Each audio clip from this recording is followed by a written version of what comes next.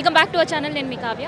So నోటీసులు 160 CRPC అసలు notice అంటే ఏంటి, అండ్ దాంతోపాటు నోటీసుల గోడకు అంటించడం కూడా చాలామంది నిరసన వ్యక్తం చేసే పరిస్థితి కనిపిస్తుంది. అండ్ సిట్ విచారణ ఎలా జరుగుతుంది, అండ్ దాంతోపాటు గతంలో మనం చూసినాం CRPC నోటీస్ సంబంధించిన ఇవ్వడం, విచారణ జరగడం, 6-7 గంటలు కంటిన్యూగా విచారణను కూడా నిరసించే పరిస్థితి. సో దీనిపైన అసలు లీగల్ ఒపీనియన్ ఏంటి అండ్ లీగల్ అడ్వకేట్స్ ఏమంటున్నారో తెలుసుకుందాం. ప్రజెంట్ మనతోటి బీఆర్ఎస్ లీగల్ టీం లలితారెడ్డి గారు ఉన్నారు, మాట్లాడదాం.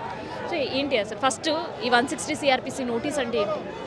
160 CRPC నోటీస్ ఏంటంటే ఏదైనా సమాచారం కోసం సాక్షులని ఎగ్జామిన్ చేయడం అన్నమాట. సో ఈ 160 CRPC ఎప్పుడైతే సాక్షులను ఎగ్జామిన్ చేయాలనుకుంటారో దేర్ ఆర్ సర్టైన్ ఏమంటారు రూల్స్ ఉన్నాయి. ఆ రూల్స్ని ఖచ్చితంగా పోలీస్ వాళ్ళు ఫాలో అవ్వాలి. క్రిమినల్ ప్రొసీజర్ కోడ్ 1973 ప్రకారము ఈ 160 CRPC ఎప్పుడైతే నోటీస్ ఇవ్వాలన్నా పర్టికులర్గా ఒకవేళ ఒక పర్సన్కి ఏదైనా నోటీస్ ఇవ్వాలన్నప్పుడు what it says is above 65 years age ఉన్నా, బిలో 15 years ఏజ్ ఉన్నా, మహిళలైనా, డిసబుల్డ్ పర్సన్స్ అయినా, సో అలాంటి వాళ్ళు ఎవరైనా ఉన్నప్పుడు వాళ్ళు వేరెవర్ దే రిసైడ్స్ అక్కడికి వెళ్ళి ఎగ్జామిన్ చేయాలి. ఇంకొకటి ఏంటంటే ఇక్కడ మెయిన్ ఇంపార్టెంట్ పాయింట్, కేసు ఏదైతే రిజిస్టర్ అయిన జ్యూరిడిక్షన్లో కేసీఆర్ సార్ గారు లేరు. అడ్జాయినింగ్ పోలీస్ స్టేషన్లో కూడా సార్ది రెసిడెన్స్ లేదు. Sir address Erravalli. సో ఎర్రవల్లిలో ఉన్న అడ్రస్ నాది ఇది కాబట్టి మీరు ఒకవేళ ఎగ్జామినేషన్ చేయాలనుకున్నా, మీరు ఫర్దర్ నోటీసెస్ ఇవ్వాలనుకున్నా, ఇప్పుడు ఇది ఫస్ట్ నోటీస్ ఇచ్చినప్పుడు సార్ ఒక రిప్లై ఇచ్చారు, కేసీఆర్ గారు ఒక రిప్లై ఇచ్చారు. ఆ రిప్లైలో చాలా క్లియర్గా చెప్పారు, my address is this one, ఎర్రవల్లిలో ఉంటున్నాను నేను సిన్స్ లాంగ్ టైం. సో ఏదున్నా ఆల్ కమ్యూనికేషన్స్ నాకు ఇక్కడే ఇవ్వాలి, ఖచ్చితంగా నేను చేస్తాను, మీరు నా ఇంటికి వచ్చేసి ఎగ్జామిన్ చేయండి అని చెప్పారు. ఒక డేట్ ఫిక్స్ చేయమని చెప్పారు. 29th రోజు ఇచ్చారు రిప్లై సార్. ఇస్తే కొంచెం టైం ఇవ్వండి అంటే వాళ్ళ టైం ఇవ్వడం ఏంటంటే వెరీ నెక్స్ట్ డే రాత్రి 9 గంటలకి అంత క్లియర్గా ఎర్రవల్లికే కమ్యూనికేషన్ ఇవ్వాలి అని చెప్పిన తర్వాత కూడా, నేను అక్కడ ఉంటున్నా నాకు వచ్చి ఇవ్వండి అని చెప్పిన తర్వాత కూడా మళ్ళీ నందినగర్లో గేట్ బయట రాత్రి 9 గంటల తర్వాత నోటీస్ అఫిక్స్ చేశారు. నోటీస్ అఫిక్స్ చేయాల్సిన అవసరం ఏముంది? సెక్షన్ 62 ఆఫ్ CRPC చాలా క్లియర్గా చెప్తుంది, పర్సనల్ నోటీస్ సర్వ్ చేయాలి, ఆ పర్సన్ నుంచి ఎక్నాలెడ్జ్మెంట్ తీసుకోవాలి. మీరు ఫస్ట్ నోటీసు కేసీఆర్ సార్ చేతికి ఇవ్వలేదు, సెకండ్ నోటీస్ వస్తారు, అఫిక్స్ చేసి వెళ్తారు. ఆ అడ్రస్లో నేను లేను అని సార్ చెప్పిన తర్వాత కూడా గోడకు వచ్చి అఫిక్స్ చేశారు. సో వాళ్ళు ఏదైతే విధానాన్ని చేశారు, the way they approach in issuings of notice, దాన్ని మేము నిరసన తెలుపుతున్నాం. ఎవరికి ఇస్తున్నారు మీరు నోటీసు? తెలంగాణ తెచ్చిన తొలి ముఖ్యమంత్రికి.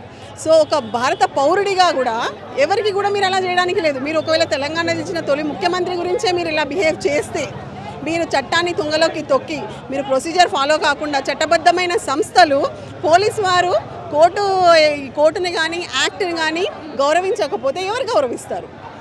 వాళ్ళకి ఇంత తొందరపాటు ఎందుకు? అవసరం ఏముంది? మీకు ఎవరు చెప్తున్నారు? మీరు ఎందుకు CRPC క్లియర్గా చదవట్లేదు? దాని ప్రకారం ఎందుకు ప్రొసీడ్ అవ్వట్లేదు? ఇది నథింగ్ బట్ ఆర్టికల్ 21కి క్లియర్ ఉల్లంఘన. అంటే ప్రజాస్వామ్యాన్ని సేవ్ చేయట్లేదు, రాజ్యాంగం అంటే వాళ్ళకి గౌరవం లేదు. న్యాయస్థానాలు అపెక్స్ కోర్ట్ జడ్జ్మెంట్స్ ఎన్నో ఉన్నాయి. 160 CRPC ఎప్పుడైతే ఉంటుందో దాన్ని అబోవ్ 65 years ఏజ్ ఉన్న వాళ్ళు wherever they resides, the police has to go there and examine them. So అది చెప్పకుండా intentionally those people has done like this. దీని గురించి మా వ్యతిరేకత. ఎందుకట్లా? ఈ రాజకీయ వేధింపు ఏంటి? ఈ కక్ష సాధింపు ఏంటి? ఈ చట్టబద్ధమైన సంస్థలు అంత తొత్తులుగా ఎందుకు మారుతున్నాయి? మరి అయితే ఇక్కడ విచారణ చాలా వరకు ఒక విట్నెస్ నుంచి ఒక ఇన్ఫర్మేషన్ తీసుకోవడానికి, ఒక వన్ వర్డ్లో సాధారణ వాళ్ళకు కూడా అర్థమయ్యేటట్టు చెప్పాలంటే ఒక విట్నెస్ దగ్గర సమాచారం సేకరించడానికి. సో ఆ ప్రొసీజర్ అనేది కరెక్ట్గా ఫాలో అవుతున్నారా? అవ్వట్లేదు. అంటే వాళ్ళ బిహేవియర్ ఎలా ఉందంటే, ఫస్ట్ వాళ్ళు లీకులు వదులుతారు. అసలు ఫస్ట్ ఆఫ్ ఆల్ మనకి చేతికి నోటీసే రాదు, అప్పటికే మీడియాలో మొత్తం ట్రోల్ అయిపోతుంటుంది, మొత్తం స్క్రోలింగ్ చేస్తారు. నోటీస్ ఇవ్వబోతున్నారనేసి పోలీస్ వాళ్ళు మనకి చెప్పరు, మన ఇంటికి అప్పటి వరకు నోటీస్ రాదు, కానీ లీకులు వచ్చేస్తాయి. అండ్ ఏదైతే కొన్ని మీడియా ఛానల్స్ ఉన్నాయి, ఆ మీడియా ఛానల్స్ చెప్పినట్టుగా అదే నిజమవుతుంది. Each and every time leak చేసేస్తారు.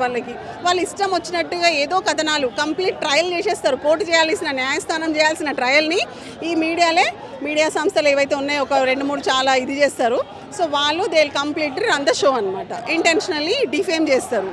సో ఇక్కడ వాళ్ళు ఏది మర్చిపోతున్నారంటే basic ingredient of 160 CRPC that సాక్షిని మాత్రమే సాక్షి ఎగ్జామిన్ చేయడానికి పిలిచారు. సో దాంట్లో ఇవన్నీ కథనాలు ఎందుకు? అవసరం ఏముంది? సో ఏది పాటించట్లేదు. వాళ్ళది వైఖరి ఎలా చూపిస్తున్నారంటే ఏదో తప్పు చేసిన వ్యక్తి మీద చేస్తున్నట్టుగా. ఇవన్నీ అవసరమా? అవసరం లేదు కదా. ఇంత ఇప్పుడు చూసారు మీరు గేట్ లోపల ఉండి ధర్నా చేసుకుంటుంటే నిరసన వ్యక్తం చేస్తుంటే కూడా బ్యారికేడ్లు ఇక్కడ పెట్టారు, పోలీసులు వెళ్ళి గేట్ దగ్గర నిలబడుతున్నారు, తోస్తున్నారు. సెలెక్టెడ్గా 5-6 మందిని పట్టుకొచ్చి గల్లా పట్టుకొని లాక్కుంటూ తీసుకెళ్ళి బస్సు ఎక్కించేశారు. సో ఇలాంటి అమానుషం ఎందుకు? ఇంత అవసరం ఏముంది వాళ్ళకి? హరీష్ రావు గారి విచారణ జరిగినప్పుడు కావచ్చు, కేటీఆర్ విచారణ జరిగినప్పుడు కావచ్చు, లేదంటే సంతోష్ రావు గారి విచారణ జరిగినప్పుడు లీగల్ టీమ్ని ఎవరిని కూడా అడుగు పెట్టని పరిస్థితి. సో మరి కేసీఆర్ గారి విషయంలో ఏంటి? సేమ్ అదే procedure they are following. Actually they are not allowing. In fact above 65 years age ఉన్నప్పుడు అడ్వకేట్ని అలౌ చేయాలి. సో చేయకుండా ఒకవేళ వాళ్ళు అలా చేసినా కూడా రాంగ్ యాక్చువల్లీ. సో ఈవెన్ వేరే కేసులలో కూడా ఇంతకు ముందు మీరు చూసారు, కేటీఆర్ గారి కేసులో కూడా న్యాయస్థానమే చెప్పారు ఒక అడ్వకేట్ వెళ్ళి కూర్చోవచ్చు అని చెప్పారు. సో అలాంటి ఆ కేసులో కూర్చున్నప్పుడు ఇదేముంది, ఇది ఓన్లీ విట్నెస్ ఎగ్జామినేషన్ అంటున్నారు. కానీ పొద్దున్న 11 గంటలకు పిలుస్తారు, రాత్రి 7 గంటల వరకు కూర్చోబెడతారు. అదేం ఎగ్జామినేషన్? పోనీ మళ్ళీ బయటకు వచ్చి చెప్పింది ఏంటి? అడిగిన క్వశ్చన్లే అడిగి టైం తీసుకొని బయటికి వెళ్తారు, ఫోన్లలో మాట్లాడతారు, వచ్చి అడుగుతారు. ఇది తప్ప అక్కడ ఏం లేదు అసలు. ఏం లేదు, timepass, diversion politics, political orders వాళ్ళకి ఎలా వస్తే వాళ్ళు అదే ఫాలో అవుతున్నట్టుగా అనిపిస్తుంది. కానీ నిజంగా సిట్ ఎంక్వైరీ చేసినట్టు లేదు. It is not at all a SIT investigation. It is a clear case of intimidation.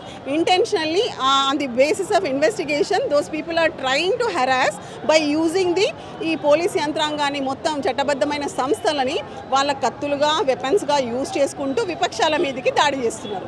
దానికి మరి చట్టబద్ధమైన సంస్థలు, సీనియర్ మోస్ట్ ఆఫీషియల్స్ ఉండి కూడా మళ్ళీ ఎందుకు సహకరిస్తున్నారు? చక్కగా చెప్పారు, మీరు రండి ఎగ్జామిన్ చేయమంటే ఇదంతా అవసరమే లేకుండే, ఈ సిచ్యువేషనే అవసరం లేకుండే. సరే చెప్పారు, మీరు ఇచ్చిన నోటీసులు 2 చెల్లవు, అయినా నేను గౌరవిస్తున్నాను, చట్ట ప్రకారము నేను మీకు రెడీ ఉన్నాను, రండి అంటే రాకుండా. ఈ నోటీసుల విషయంలో కూడా ఒక న్యూస్ వైరల్ అవుతుంది, ఇచ్చే నోటీసులు కేసీఆర్ గారికి చెల్లవు అని.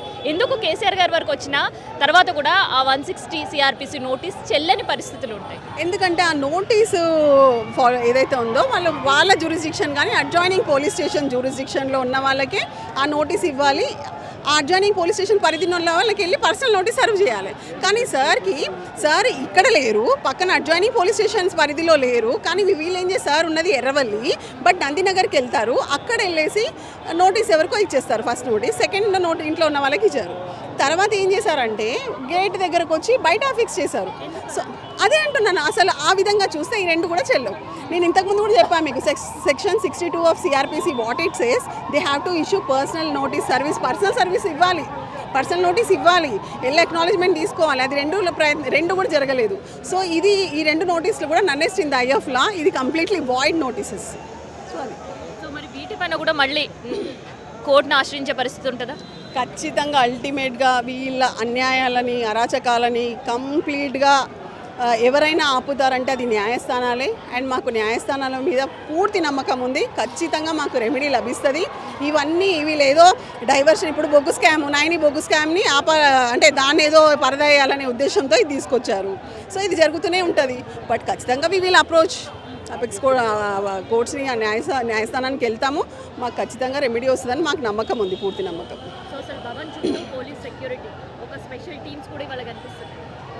అదే చెప్తున్నా కదా, అవసరమే లేదు. వాళ్ళు చక్కగా లోపలే వేసుకుంటున్నారు. వీళ్ళే ఇంతమంది 100 మంది సంఖ్యలో వచ్చి గేట్ లోపలికి దూరి వాళ్ళని పుష్ చేసుకుంటూ, ఆడవాళ్ళు చిక్కటి టీ తాగడానికి అని వెళ్తుంటే ఆడవాళ్ళని పుష్ చేసి ఆ తాళ్ళు కట్టి వాళ్ళకందరికీ ఏమంటారు రాసుకపోయిందంట, అందరు దెబ్బలు చూపిస్తున్నారు. ఇందాక అవసరం ఏముంది? నేను అదే చెప్పాను హైయర్ అఫీషియల్ కూడా, ఆ గేట్ బయటికి మీరు బ్యారికేడ్ దాటి వస్తే చూడండి, అదే ఎగ్జాక్ట్ చూడండి ఎట్లా దోసుకెళ్తున్నారు. సో అది వాళ్ళ పద్ధతి చూసారా ఎలా ఉందో. ఇప్పుడు మీరు అసలు చేయకూడదు, అదే కదా నిరసన చేస్తున్నారు. ఏముంది, పాసిబుల్ కాదు, చేయకూడదు. ఇప్పుడు మేము చాలా క్లియర్గా చెప్పాము, నిరసన అనేది గేట్లో మేము ఈ బ్యారికేడ్ ఉంది, బ్యారికేడ్ ఎవరు దాగట్లేదు, లోపలే ఉన్నారు. లోపలికి దూరి మరి ఒక్కొక్కరిని పట్టుకొస్తున్నారు. బాగా గేట్ లోపల మేము ఏమైనా తగలబెడతాం, వాళ్ళకేం సంబంధం. ఇట్లాంటి పరిస్థితి అయితే మనకి కనిపిస్తుంది. Hey,